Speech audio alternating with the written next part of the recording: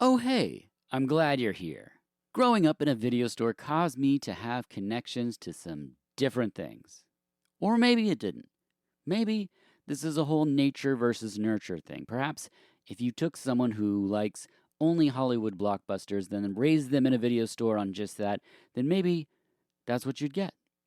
Or maybe it's who I am or was growing up in the video store, drawn to Italian rip-offs of Star Wars rather than the actual thing. Maybe I didn't get bored from Hollywood and hunger for something stranger which propelled me into the arms of avant-garde weirdos. Maybe I'm just a weirdo. Well, we'll never know. All I know is that I find a lot of enjoyment in movies that many don't appreciate. But that doesn't rain on my parade in any way. I have mentioned Godfrey Ho on a number of our episodes. I've even guested on a podcast as a quote-unquote Godfrey Ho expert. I own many of his films. I've watched everything I could find, even alternate titles and different cuts. Even the cartoon, yes, Ali Baba and the Gold Raiders, seen it. From his cut-and-paste movies, which I adore, to more straightforward features, I don't know if I can name a director who has given me more moments of movie joy than Godfrey has. So I needed a perfect guest for the episode, and I think I found the perfect guest for this one. If you know him, it's probably from an action movie brodown, but today he's here for a VHS Ninja hoedown. Please prepare yourself for Death Code Ninja. Innocence can be hell.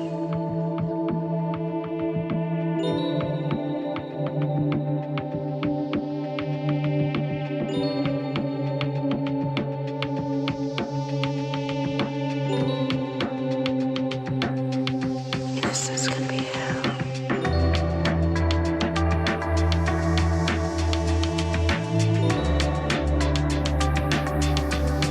Can be hell.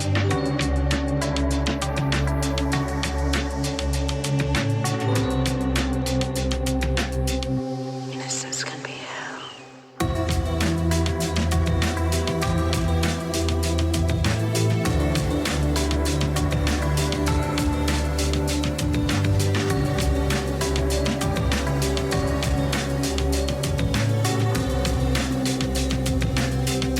Innocence can be hell. Greetings and salutations. This is VHS, and I'm your host, Dirk Marshall. We continue crossing off movies from my episode wish list with another film from one of my favorite filmmakers and a new guest. He's the co-host of the Imperial Scum podcast, Andy Gorham. Thank you for being here. Hey, Dirk, thank you for having me. I'm really excited. Now, for anyone listening, please break down what Imperial Scum is, because as far as I can ascertain, it won't help algae growth in my hot tub. Anybody? Okay, sorry. What is Imperial Scum? Imperial Scum was the brainchild of my twin, Chris Barreras. He had the show going before COVID, which is funny because most people started podcasts when COVID hit. He had to stop his because he was on the front lines, essential worker. So Oh, he yeah. just didn't have time. And then last year, celebration time, we were just, we were both watching stuff and texting frantically back and forth. And he was like, I think I want to start my podcast up again. Do you want to do it? I was like, I've been waiting for somebody to ask me to talk about Star Wars as often as possible. And then he was like, all right, we're going to do it. And then like 2 days later, he was like, do you mind if I bring Mark back on? He's one of my oldest friends, and he actually did it with me before. I was like, it's your guys' show. Yeah. I'm the one crashing. And he started a thread, a like text thread, and it was like best friends immediately type thing, which Yeah, I love that. is so cool when that happens. And yeah, it's just been an absolute blast. We have so many plans that, but life happens, as we were talking a little bit off mic. So Yeah. we record when we can. We try to get out one episode or more a month right now, just because with everybody's schedules. Mark's got younger kids. Thankfully, my kids are older, so I don't have to worry about that as much. Yeah, so we just try to be positive, talk about what we like, and not a like weekly review show or stuff like that. There's so many better ones out there. Go listen to those. Sure. We just want to talk about Star Wars and stuff we love. We just put out our sequel trilogy ranking episode, Okay. which was super fun. And even though we're mindless shills, we were also very open about what didn't work for us and what we thought could have been better. So I thought I'm probably the most proud of that one so far. It's just been a blast. So yeah. That's an excellent thing to steer people towards. So I recently had a tweet blow up on the old Twitter sphere that was just like, what movie do you think you saw the most in the theater? And there was two answers that reigned supreme over everything. One of them's Star Wars, of course, and the other Mhm. one was Spider-Man. And I had no idea how big and popular Spider-Man was. I'm not clued in. Clearly, I watch a lot of Godfrey Ho movies. I don't know what's going on in the bigger sphere of films. But Star Wars I expected, and a lot of people like to talk about Star Wars, but what is it to you, if you could sell me a little bit on just That's a really good question. I will also add I saw the Phantom Menace now a total of 26 times now that I've seen what? it with yeah, when it came out this past May again.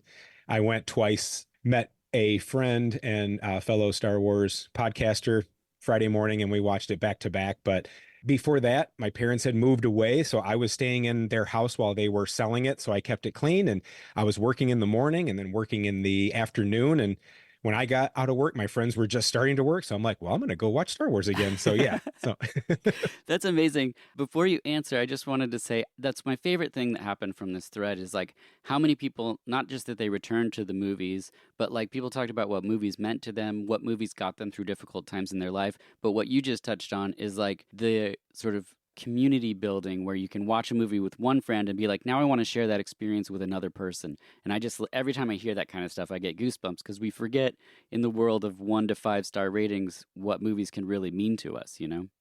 exactly.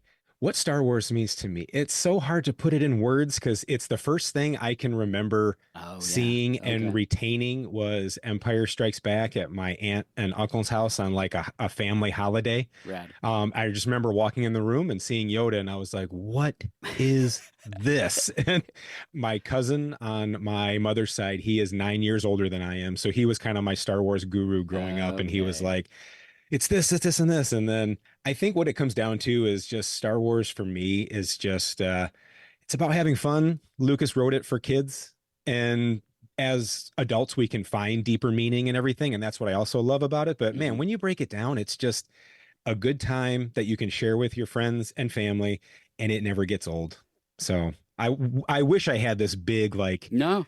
super thoughtful answer, but for me, it just clicks all those buttons in my head that goes, you love this. And that's why Yeah. I keep going back to it. God. That stuff is really the best, especially because it, like the first through the 3,000th time, it's still exciting when you're putting it on. You're like, because you know what you're in for, and you're like, yeah, here we go again. Like, I'm excited. That's how Hmm. I feel about a lot of things. So the episode came about because I was staring at my episode wish list, and I thought, well, once again, nobody chose Godfrey Ho, despite Crocodile Fury being our second most popular episode of all time. And then I saw you online and I thought, well, we've never met. And I admire that you focus on sharing positive things over shaming people for what they like. And you like action movies. So I thought, I've set the perfect trap. So let's talk about your love for action movies. Where does that come from? Is it the same like early memories or is it just a genre that's always spoken to you? Both. It sounds weird to say my love of action movies started with Karate Kid, but that's like that got me into like martial arts and Yeah. stuff when I was a kid. Hmm. Then it was probably No Retreat, No Surrender, where I was like, Hell yeah. wait a minute, what is this? They're like fighting way faster than Danielson ever could have hoped to. Hmm. It's true. And and just from there, it just kind of ballooned up, and it's one of those things. Rambo, I specifically remember walking in on my dad and his brothers watching it another family holiday. Again, some of the best Yeah. times when you're a kid to catch movies. And it was the scene where Rambo's taking out everybody, and the mud wall eye Uh, opens up, and I was just like, I think I'm hooked forever now. So yeah. That's how I felt about in the ninja movies where someone would pop out of the dirt or something. As I was like, oh, oh, my friends and I are going to try to dig a hole and get in it like right now. Like that's hmm the goal. Perfect. Well, we're brought together by Death Code Ninja from 1987. This is directed by Godfrey Ho. It's common that people credit Thomas Tang, but he's the producer, and the mastermind of this cut and paste is Godfrey Ho. For those listening who are new and aren't Ho heads, cut and paste is often a style of filmmaking where one or two source materials are cut together with additional, they do dubbing, and then sometimes original footage. Almost always the case with Mr. Godfrey Ho. In Death Code Ninja, we have a 1982 Taiwanese thriller directed by Chester Wong entitled The Imprisoned. It stars Liu Yi-chan from Captive Commandos, Devil Fox, and the Fire Dragons. This is where a bulk of the film comes from, with additional footage by Tommy Chang. Oh, I'm sorry, I mean Godfrey Ho. Yes, it's one of his many aliases, much like Stanley Chan, Benny Ho, Charles Lee, and Ed Wu, which is my favorite of his aliases, because he just dropped the D. That's brilliant. Tan Yu is often credited as well as Connections. It's also referenced as source footage, but we're going by what's directed by Wang Chung Kwang. I mean, no, wait, he did Tan Yu. It's also very confusing, so we'll just be sticking to Death Code Ninja, directed by, as mentioned on the DVD, Godfrey Ho. So I'm guessing this was a first-time watch for you. It's not my first Godfrey Ho movie, of course, but it was a first-time watch because it's one of those I would see it on Tubi or see it when I would go rent movies, and I was like, I'll wait on that one. I'll wait on that one. There's other stuff that jumps out first, but I mean, there's billions of things. Also, like I just mentioned, there's the source material issues, there's title issues, there's movies that I own 3 of because it's the same movie, but they titled it 3 different things, and I didn't know that, and I was on eBay. I currently own probably 35 Godfrey Ho movies, and I have 3 more on the way. So people know I have an issue. I've seen everything I can find. I had to because a podcast assumed I had and publicly shamed me. And so I was like, time to fill in all the holes. There are also bootlegs under Killer Bee and Killer Couple, but we're going to stick to Death Code Ninja for those listening. Save all the letters. The synopsis is international intrigue surrounds the battle for possession of a secret war map that could mean the end of the world. At the time of this recording, you can find this on DVD, YouTube, Freevee. Where'd you watch it? Tubi. There it is. I suggest supporting your local video store like Movie Madness right here in Portland, Oregon. As aforementioned, directed by Godfrey Ho, Robo Vampire, Ninja Terminator, Catman and Boxer's Blow. I mean, so many. What was your first, Robo Vampire? No, Rage and Honor actually was so that would have been the first, but then when you see a title called Robo Vampire, you're like, I gotta go see that too. Right. So his stuff like Undefeatable and the things that are just a straightforward film, but through the lens of Godfrey Ho, really interesting, really fascinating. Very. And the Blu-rays that have come out now, I don't know if you picked up the Undefeatable one, but it's on my list too. Okay, but I haven't quite. Yeah. Cynthia Rothrock breaks down what his directing style is like, and it's worth watching just for that, for anyone wondering about Godfrey Ho, because seems really counterintuitive to a good performance from an actor. But the film stars Mike Abbott as Lewis. He was in Kill Butterfly Kill, Rage of Ninja, Bionic Ninja. We also have John Wilford, who's White Ninja in this movie. He was in Ninja American Warrior, Ninja Phantom Heroes, Ninja Death Squad. I think if you're listening and understanding, it's very hard to tell all these movies apart, but a lot of them have Ninja in the title. So let's press play on Death Code Ninja. We get awesome music and credits as businessmen walk around. This is a very common thing in Godfrey Ho movies, the evil businessmen. We see 2 businessmen flanked by bodyguards as they exchange achates. One guy opens the case and it's empty, and he's told to close it and reopen it again because it's a special case. It's empty. Don't be so nervous. Close it and open it again. It's a specially designed case. Oh, yeah? Come on, try it.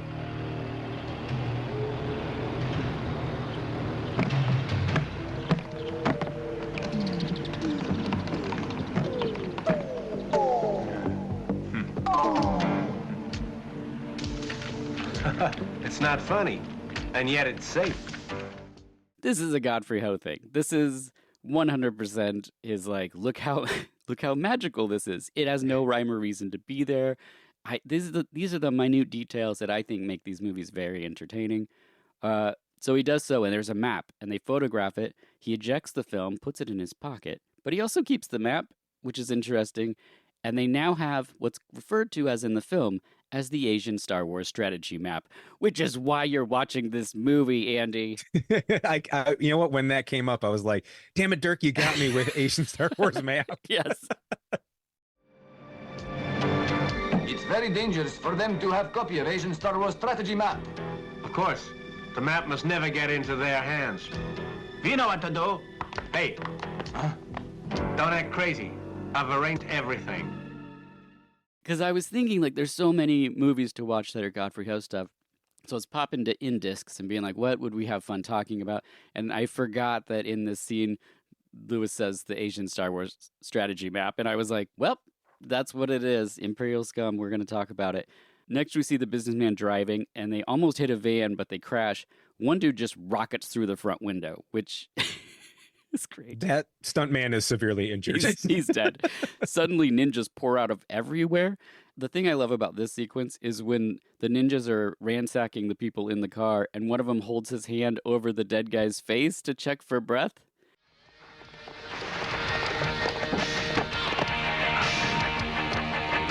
Okay, he's dead. Now let's go. Come on.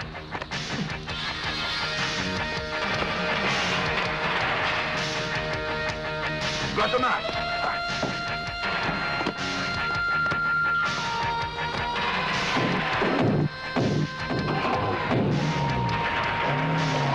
Hey!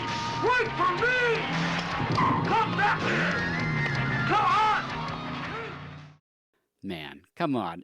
The other thing to note, people, and you'll hear this in the episode, is they are talking the whole time. These are the most talkative ninjas you'll see outside of Godfrey Ho movies, because they're constantly just like, oh, over here. They're dead. Yes. Like, just never-ending talking. With that classic 80s dub Yes. voiceover work. But I just remember thinking, like, these are the least ninjas Yes. I've ever seen. Like, Yes.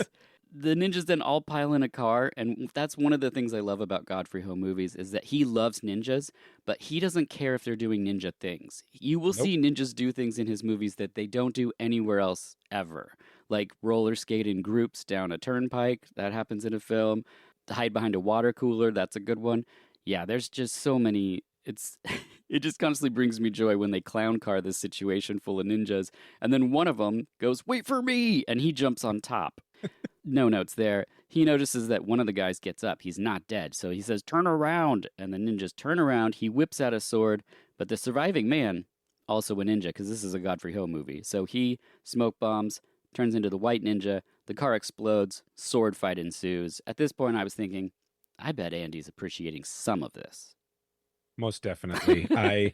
Number one, I'm a fan of ninjas dressed in black in broad daylight. Yeah. Always a plus. Mm-hmm. And I always love when they differentiate the good and bad ninjas by like a different color. So the minute the smoke bomb hit and a white ninja showed up, I was like, okay, I'm in. Like, I don't care what happens. And I'll be honest with you, I'm glad you're going through what happens in the story, because I watched it just yesterday and I couldn't tell you what happened if a gun was held to my head, other than there's a killer couple, which that actually was a pretty cool name for the alternate name for the movie. Yeah. But yeah, so yeah, I'm in. Love it. Ninjas on top of cars, ninjas in cars. Yeah. Yeah, it is. It's really just so bonkers. And I love that he does this with a number of the films where he like starts off with all his footage and then he switches into like the higher, quality film that he's borrowing from. It's so clever. But then when it smash cuts back into his stuff, I'm always it's that jarring, like, where I'm like, oh God, what is, And I've seen some of these films numerous times and I couldn't tell you the plots of most of them. But it's all kind of similar. Something getting stolen, somebody wants something back. This one has more revenge than many of them. But White Ninja's outnumbered. His arm is cut. And so he runs and hides, and then they see him, and they go, "Stars," because they're holding ninja stars. And then his body falls off the cliff, and they go over, and they're like, "We got him." But then we see him in his boxers hiding under the cliff. Man, sold. Genius. Chef's kiss. Yeah. Genius. It is so good. And then back in the business guy's office, Lewis, he's just flanked by ninjas now, not even business people anymore. And I just love that so much that they're like, "Oh, it's after lunch. We wear our ninja clothes after lunch. Like, we're the same guys." But, oh, man. We've changed once. We're not changing back. So now you have us as ninjas for the rest of this time. Which in his office, they'd all know who they are. I don't know why they have to wear the... Yeah. Excellent point. Now we cut to footage of The Imprisoned, the film, and we see a truck explode. Sang Yu Peng and Lu Yi-chan shoot everybody. And that's Patrick and Joan. They take a case and say it's the last time they're going to retire to the countryside. She's going to have a baby. And then Patrick kills some more guys. And suddenly we're in an office. And there's a lot of mumbling. And I love this shot. It's really easy to miss. But the camera's just going through an office building. If you listen closely, you'll hear some mumbling. And over the mumbling, someone goes, "Oh my God, I can't do this. I'm having a nervous breakdown." And it's the weirdest ADR thing because it's not tied to the plot whatsoever. It's just some voice actor who they're like, "Say something you would think in an office." And he's like, that he hates it there. It's genius. Oh, God, I can't do this. I think I'm having a nervous breakdown. No. I mean, you have to do it.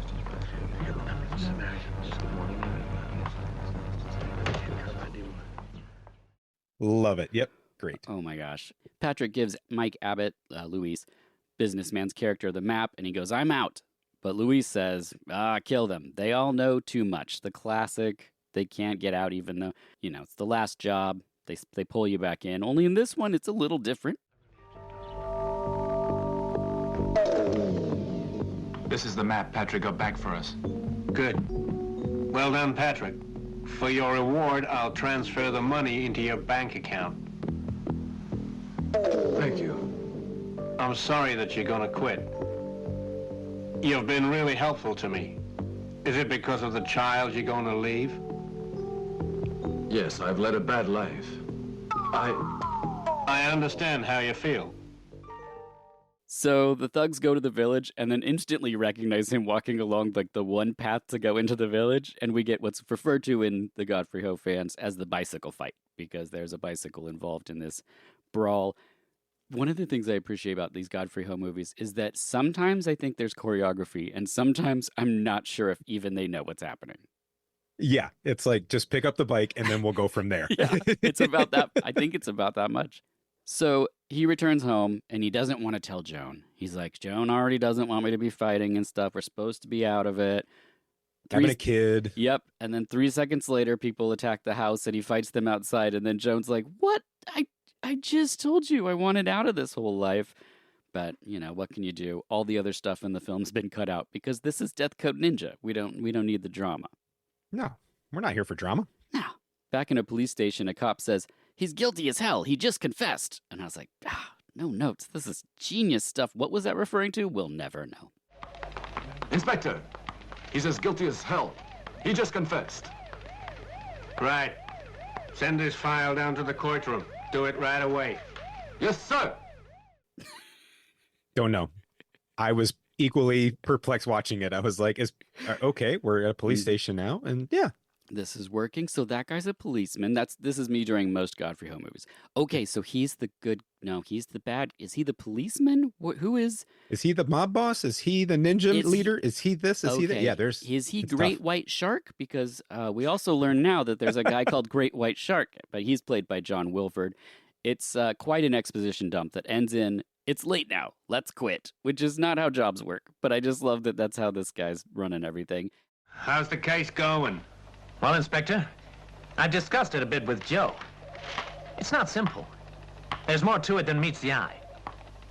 Oh, and what is it? Well, for a start, sir, are the murders. The night Brent was killed, several other men were murdered as well as him. Right around the same area, within approximately half a mile. So I assume that there is a connection here. I checked it out with immigration, and 7 guys came with Brent. All U.S. citizens and all missing, and that is, with the exception of Henry, known as the Great White Shark. Oh? So why are they in Hong Kong? Oh, yeah. Well, I checked with the U.S. Direct, and they admitted that these guys were on a mission. In fact, they were CIA agents. When I told them that Brent was dead, they were real shocked by it and kept asking, what about the Great White Shark? But when I asked them about their business in Hong Kong, well, they said to me they weren't free to talk. It was too soon for them. Well, if that's true, you're right, it's certainly not a simple murder case. Yes, sir. I think the first thing we need to do is to find out who their contact is here. We gotta keep on their tail, sir. Well, sir, based on what I know about the case, I think we should go ahead, find out their contact. Do you know what I think, Inspector? It's the Triads. They're connected. It's Mars boys. I heard that Patrick Coe tried to get out, but that meant big trouble. There's no getting out of it. He went to live in the country. The Mars thugs went after him. Tried to kill him there. Keep his mouth shut permanently. Mars a big guy in the underworld these days. My informer gave me word that Patrick Coe is a killer, and he murdered those agents. I trust my source. Oh. That's good work, Joe. Thank you, and we'll get the proof you need in no time at all. Very good. Right. You worked well. I'm impressed. Cole must be scared. Don't let him escape. Of course not, sir. You'll have to face the law and be punished. It's late now. Let's quit. Yes, sir.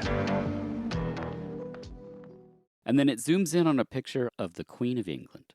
Yeah. I was What? It's like, wow. It's like waiting for like some sort of patriotic music to hit. And I was like, oh, okay. Well, Which later on they introduced the Russians, but the Queen of England is never referenced at all in this film. It's so bizarre that that's even there because they're clearly not in the UK. Oh, Right. I love it so much. Next, Joan is told that Patrick has been arrested, and I was like, oh, okay. We missed maybe that. that's who was guilty because we didn't know who they were talking about We missed until that then. in the movie. So she's sad and he's sad, and we cut to Henry, who was Brent, who was the first business guy who died in the car accident. He's White Ninja Henry. He's shirtless and has his arm in a sling, and I believe he's punching a wok full of hot sand. Is that what's happening? Do you think? Yeah, he's trying to there. It's an old like hand strengthening technique thing Uh-huh. where you hit the sand and it's also like being cooked, so it's supposed to strengthen your hands and stuff. So it's hot sand. Okay, punch that hot sand. I have trained in martial arts for 18 years and I've never punched hot sand, and I have no reason to ever punch hot sand. Okay. If somebody goes, Andy, you have to train by punching hot sand, I'm like, I guess I'm done then because I'm not doing that. I don't care. Do you have a colored belt? I do have a colored belt. I am a third degree black belt Wow. in a Japanese style of jujitsu. So yeah, And when did you start doing that? late 20s. I had trained earlier, like when I Mm. was a kid. I did some like taekwondo and stuff like that for a couple years, and some Muay Thai on and off, like throughout college and then early 20s. But then I took a break and then started doing this, and I've been doing it ever since. So yeah. Was there a reason this specific one spoke to you, or? Yeah, as I got older, kicking was harder, and this doesn't involve kicks because this is a lot of joint locks and throws and things. And the teacher and I get along incredibly well. We're good friends outside of class now, and do a lot of stuff together. But now I'm at the point where he makes me teach, which I was like, I didn't sign up for this. I just came here to just. But yeah, it's just a lot of fun. It's super painful, and anybody that sticks with it, when you get done, it's just it makes you respect how far your body can be pushed in certain ways. So That's great. Does it distract you when you're watching movies? not at all. Okay. I don't want realism Yeah, in my don't either. movies if it's not supposed to be, because Yeah. realistic is all, and it's all small, and it's not something that's very cinematic. I appreciate when they try for it, and Yeah. sometimes they do it well. But give me a crazy, cool, flippy kick any day of the week when I'm watching it on a movie. I want to see somebody who's capable of doing these crazy things, do those crazy things. I don't need realism all the time in every movie. Yeah, So- I was thinking about this because a friend was on a shoot where there was stunt people, and Mm-hmm. you see how a stunt person jumps over a desk, and it's just super cool. But like, if I jumped over a desk, it wouldn't look like it wouldn't look like that. I'd catch my foot and fall, and it would look bad. So I'm like, I don't want that. Yeah, it wouldn't work out. I'd probably be crying. I'd be worried. It's just not an exciting thing. So you want those flourishes, is my point. Yeah, that's Yes, very, very much so. Next in the film, we see a kid learning to ride a bike. It's Sorry, this month he just crashes and burns.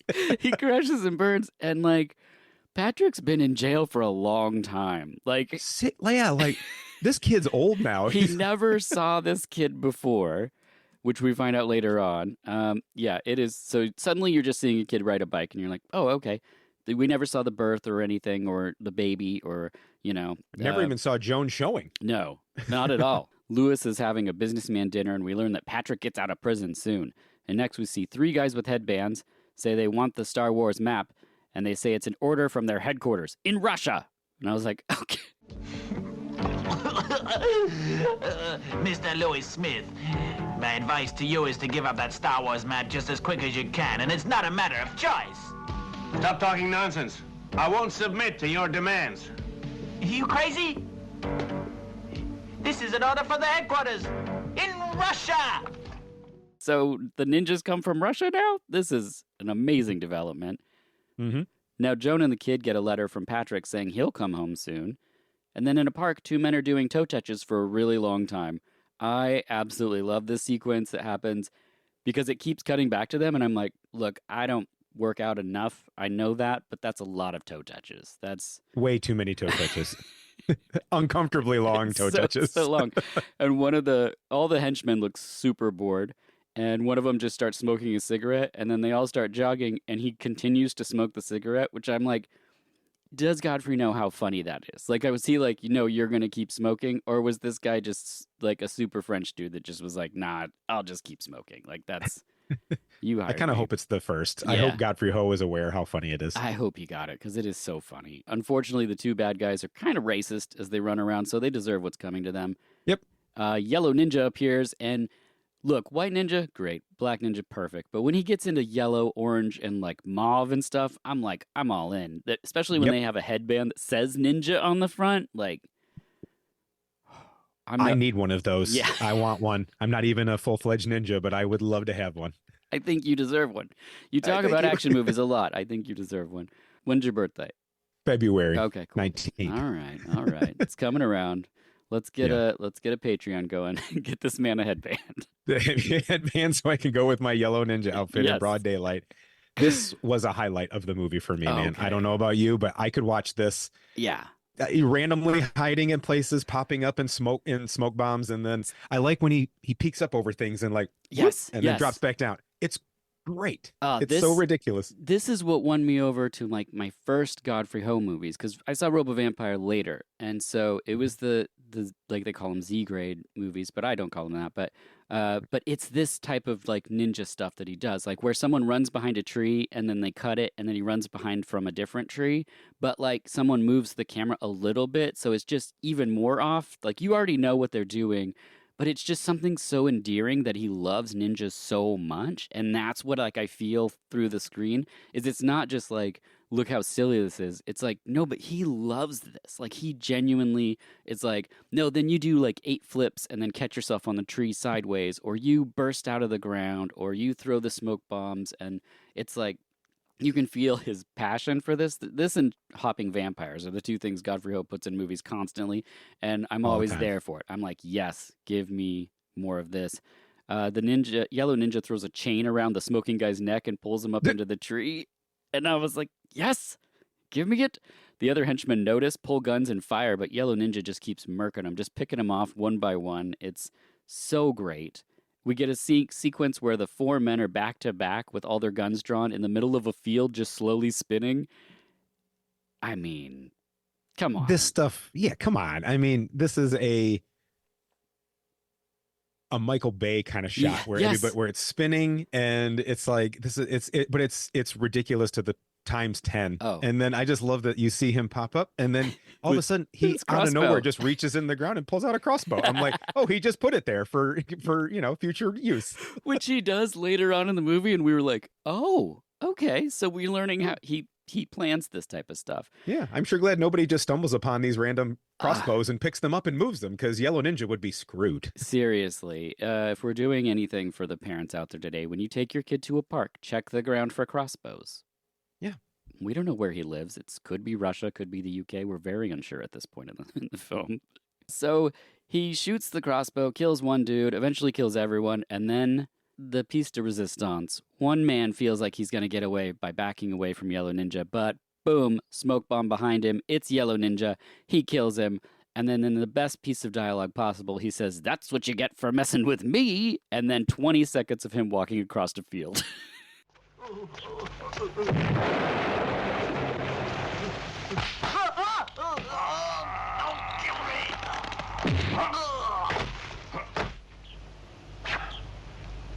Well, that's what you get for messing with me.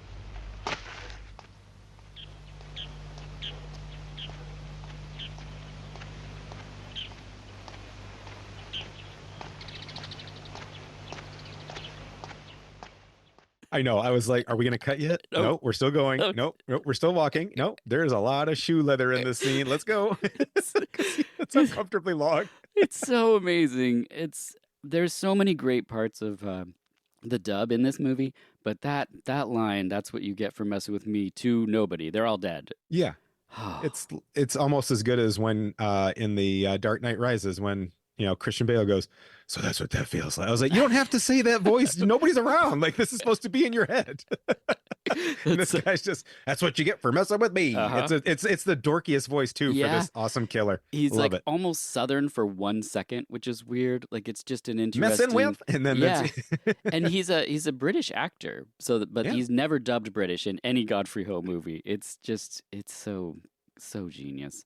Now Patrick gets home and meets his son Jimmy, which we're like, oh, they've never met. That's a good thing to know. This is a series of uncomfortable scenes because Yes. he and his wife are like making out, and Jimmy's like, just walks up and starts hugging him, like, "Are Yeah. you my dad?" Oh, it cuts right from them meeting to them making love, and then the son walks in and goes, "Dad, you should put some clothes on. You'll catch cold."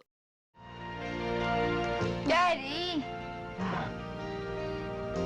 you should put some clothes on. Otherwise, you'll catch cold.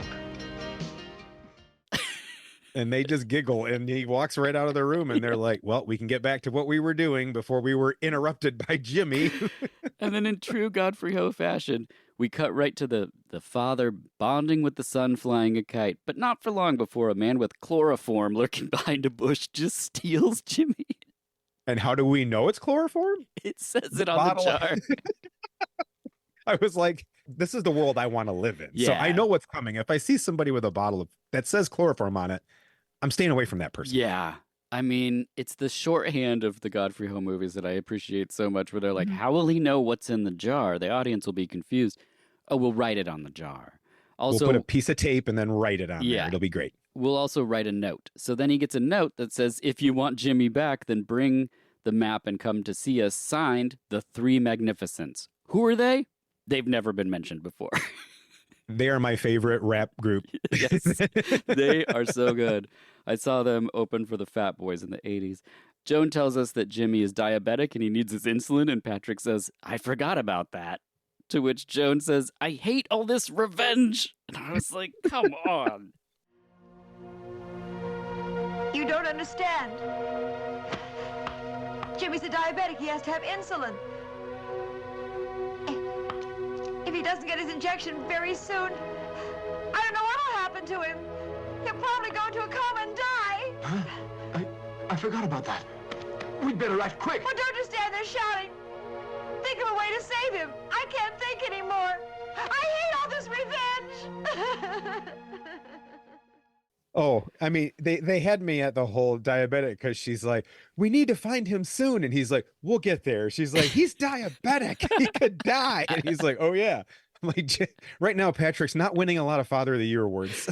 No, not at all. And the best thing is, it's not just directed by Godfrey Ho. This script is written by him. And that's the thing that I appreciate so much is he's like, we got to really heighten the tension here. So now Jimmy's been chloroformed. He needs his insulin. His dad had no idea that he was diabetic.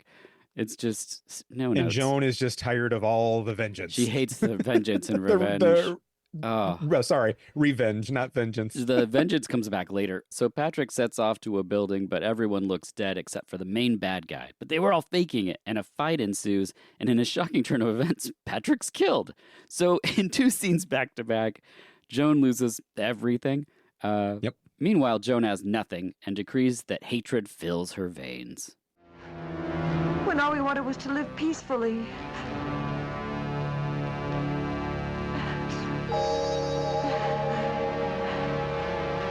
I'm going to find the killer and take revenge.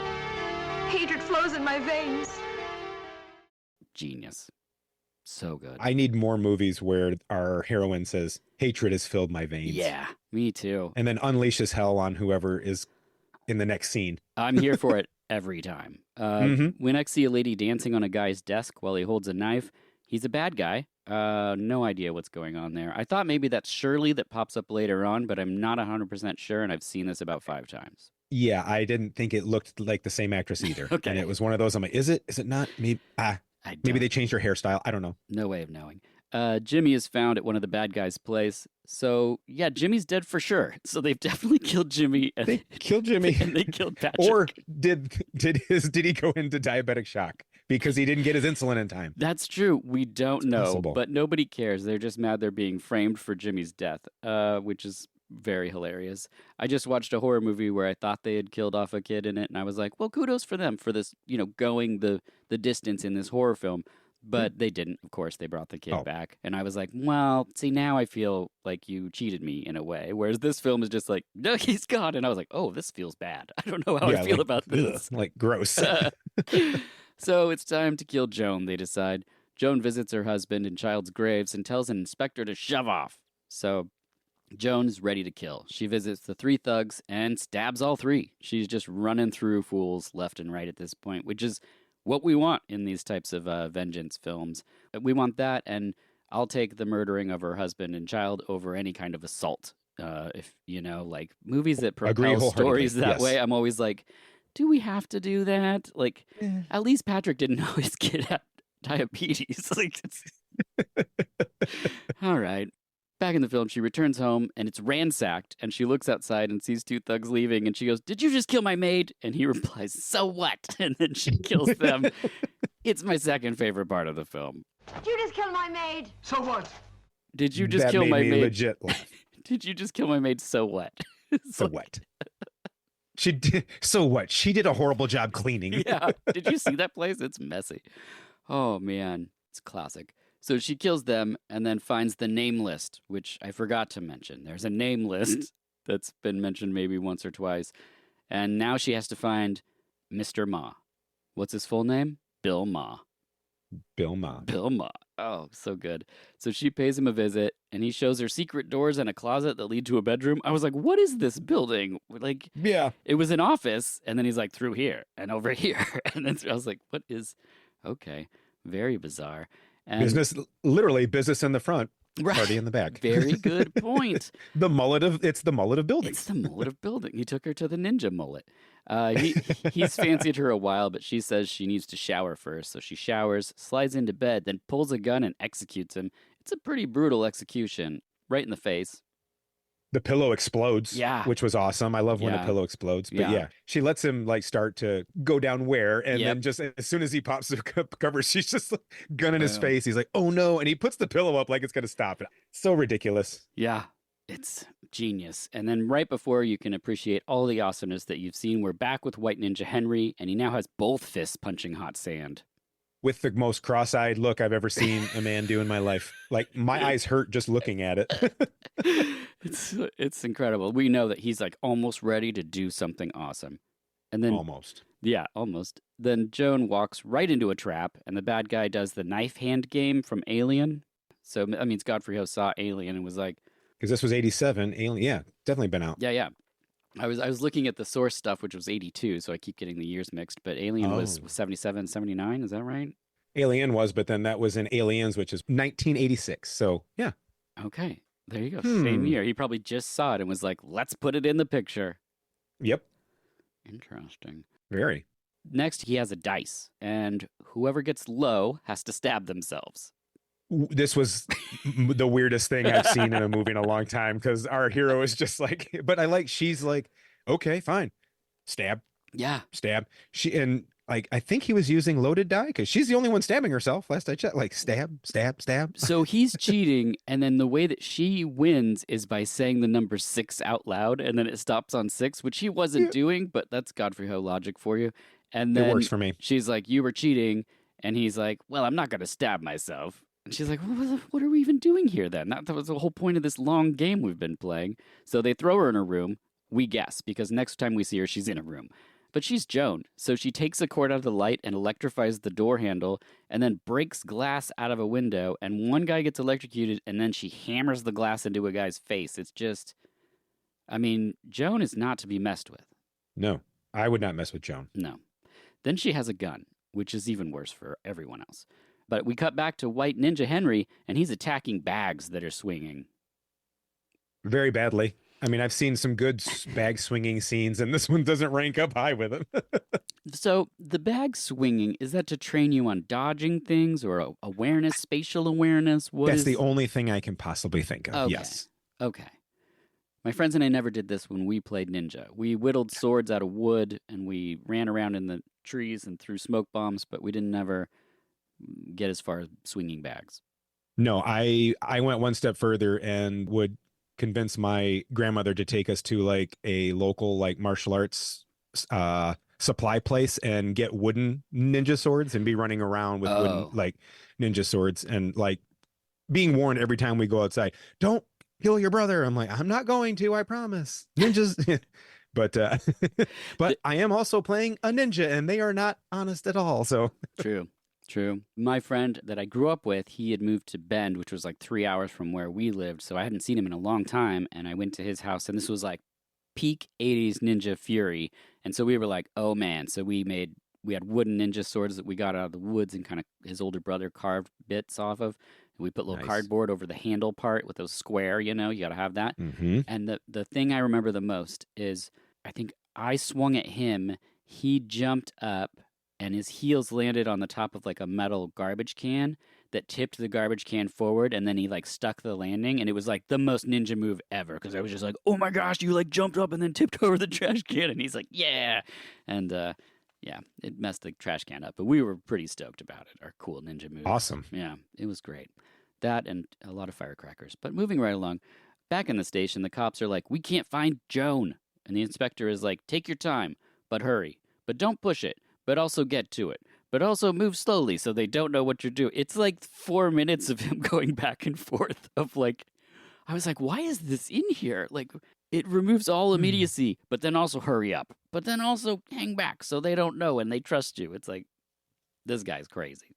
Before you go off determined to find her, remember one main rule.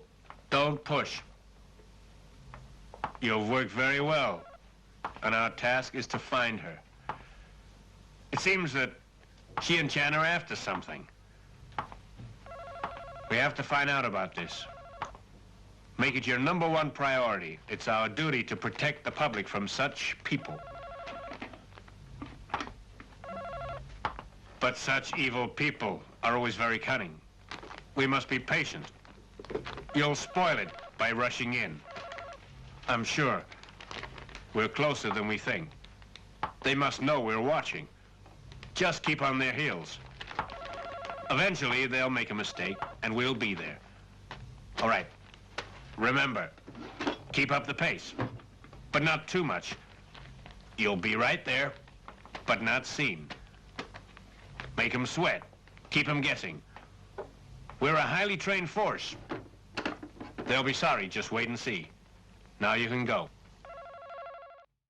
Maybe it's Godfrey Ho's commentary on like corporate America when your bosses are like, we need this done now, but at your own pace. But really, we need it now. So yeah, that's probably it. I think you're on him. Definitely. Yeah. Bad dude sees Joan and tries to run her down, but Joan hides under her friend's car. Her friend knows what's up, and the bad guy talks to Shirley. So Joan takes a bath. 2 guys enter to kill her, but she's got her sword in the bath. I mean, of course. The bath sword, classic ninja move. Yeah, I have a separate sword for bath time. I do. Yeah. I have a bedroom sword. I have a bathroom sword. Nap There's sword. a kitchen sword. You got to have a sword in every room of the house. Yeah. You never know where you're going to be. Snack sword. I mean, my house is mostly sword. Refrigerator sword, freezer sword. Yeah. Shirley brings the bad dude to a warehouse, and we see Jones tied up in the dark. He shoots, but it's a mirror. This whole sequence is so wild. Bonkers. Like, I was like, I thought the Enter the Dragon, right. Mirror scene was great, but this one takes it a step further because there's so many different mirrors that get busted. There's so many mirrors. There's so many weird poles and things that are around that we're not even sure why they're there. It's a crazy sequence that cultivates into a psychedelic fight where there's just like all these like waving arms. It's almost like the Last Dragon type of things happening. It's so Somebody found the glow. Yeah, seriously. And then it just cuts to the yellow ninja fighting black ninja. And the bad businessman, Luis, reads an awesome note in cursive. I screenshot it. It'll be up on all the socials for this release. It says, please bring negative, single combat to death, ! 7 a.m., 6th of December, 1986, Death Valley, and in cursive, white ninja. And I just love that ninjas write in cursive. I love that he put and the time. Sign their death. And just to specify, don't bring other ninjas. This is a single combat to death. Yeah. Respect the ninja credo. When we say single combat, it's single combat. We're not Yeah, so great. I love it so much. That's why I had to take a picture of it because I was like, I kind of want to see this all the time. If I can, I might print it out and put it on my wall just because it brings so much joy to me. So Yellow Ninja goes around hiding weapons. This is what we had mentioned earlier, Andy, where you see like I'll put a sword here and I'll put a crossbow over here, and man, Godfrey Ho I'll just put a barrel here that I can hide behind if need be. It's the barrel. Okay, so we'll talk about the barrel in 1 second, but first, out of nowhere, and this is the footage that Godfrey Ho shot. So this is intentional. This is not he lucked out that this was in a different film. A dog walks onto their death quarry and starts begging, and he picks up a rock with his ninja toe shoes and flings the rock at the dog, which scurries away. I lost my shit when this happened. Oh my God. I was like, oh, look at that. It's a cute dog. And then I'm like, did he just throw a rock at the dog? It's why is it there? What is it begging for? Why does he pick up the rock to show he can with his ninja toes? But it's just, oh my gosh. It's one of those things when people are like, I don't like these movies and they gave it a half star. I'm like, okay, I understand. But for the people that appreciate things like this, there's so much joy to be found in the specificity of moments. And that's what these movies really bring to me. In this face-off, we get explosive arrows, crossbows, smoke bombs, a blue barrel that's used as a hiding place, the ultimate undoing of a ninja, which is a tree limb. It's a pretty amazing sequence with... Usually his films, he'll end with like someone just exploding and then it'll just go, the end. Like, that's it. And in this one, it's a little like with the guy going off the cliff. It's like, but also that happened in the beginning. So, you know, maybe it's like that's his book ending, if you will. Mm-hmm. Felt a little anticlimactic to me, but this fight sequence was really, really fun. What were your thoughts on this, including the barrel hiding? My favorite was when the ninja was shooting the Rambo 2 explosive arrow tips, but they looked like as soon as they left the bow, they just fell immediately because they were so heavy. And I was like, great. The only thing missing is the cool Rambo sound, the yes. when the arrow gets fired. But the arrow was great. I liked that the white ninja gets kicked off of the mountain first or the hill, and then you're like, oh no! And then he's stuck his sword in the wall. And he's got his little chain whip with the, other weapon. And there's a name for it. I'm too lazy to look it up right now. I'm losing all of my martial arts cred. But then he stabs that and he climbs back up. And the yellow ninja's looking over, kind of like Indiana Jones in The Last Crusade, like, well, we got him. And then he just like, just pops up and walks up behind him. I kind of wish he would have tapped him on the shoulder when he turned around, punched him. But that's the only thing missing from this fight. So they're fighting. And then while the one ninja's hiding, all of a sudden you see the blue barrel start moving, and you literally, I was like, oh shit, the guy's under there. Like, this is going to be awesome.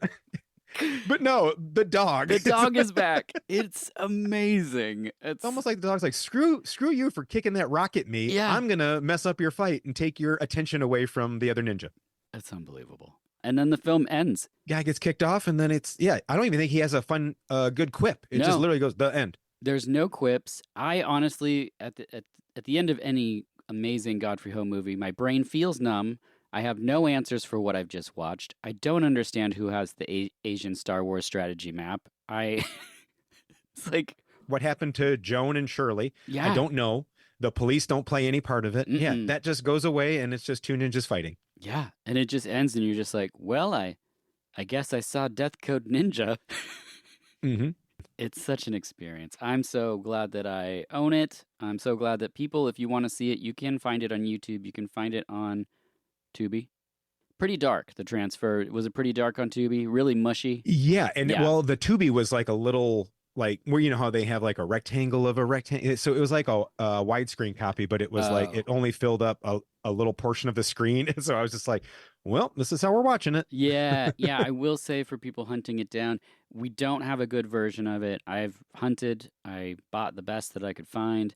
It is very mushy. It is very dark. But Kill Butterfly Kill was remastered recently, so there's hope for other Thomas Tang-produced things to find their way into the light. This one actually doesn't have any borrowed music in it, so as he is prone to borrowing things from little-known artists, like Vangelis and Duran Duran. But this one doesn't have that issue, so outside of the original footage, if that wasn't cleared, that might hold it back. But hopefully at some point it gets put out there, because there's a lot of joy to be found in this one. At least that's what I've thought. Any final thoughts, Andy?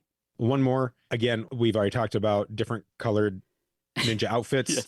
I also am a huge fan of when you can clearly see the difference between the stuntmen in the ninja costumes, and then the next scene, just cross-eyed white guy staring you in the face, and then the next scene it's like, that's not the same person because their body structure is totally different. They're moving different. I love that stuff. So the more I can get of that, the better. This movie has a lot of it. It's utterly ridiculous and just a super fun watch. We're going in with the right attitude and going, this is a Godfrey Ho movie. This is what I'm getting. Yeah, I 100% agree. I appreciate your thoughts and your time watching this. It's not for everybody. I will say that these films, going on to like Knight and Warrior, Ninja in a Killing Field, probably one of my favorites. Clash of the Ninjas. It's just, it depends on if you like that one. Yeah. I love that one. Payola's in it, great. It just, like you said, if you come into it in the right mindset, then I think you're going to have a great time. If you come in expecting like cohesive plot, or, I mean, the thing that I really love is that his stuff is like landmines amidst something that previously exists and is borrowed. And so in some of the films like Clash of the Ninjas, I can't really see so much where things are, because there's less ninja stuff and more like, I'm an Italian policeman who's supposed to be like Sylvester Stallone. And you're like, okay, yeah. And you're in China. I don't know why. And then it's less chaotically strange, but still absolutely wonderfully bonkers in its own right. And this film is bonkers. Absolutely bonkers. But it's a good ride. It's a good ride if you're in for it. Andy, where can people find you? People can find me on Instagram, Twitter, Letterboxd, everything. I made it easy. Andrew M. Gorham. Like I always say when I guest, just look for the big grinning nerd surrounded by Star Wars droids, and you found me. So, and you can follow the show Imperial Scum on most platforms. On Twitter, it's backwards, Scum Imperial. So, okay, perfect. Yeah. Well, thank you again. It's wonderful to meet you, Andy, and thank you for being here. No, thank you for having me. It was an absolute blast.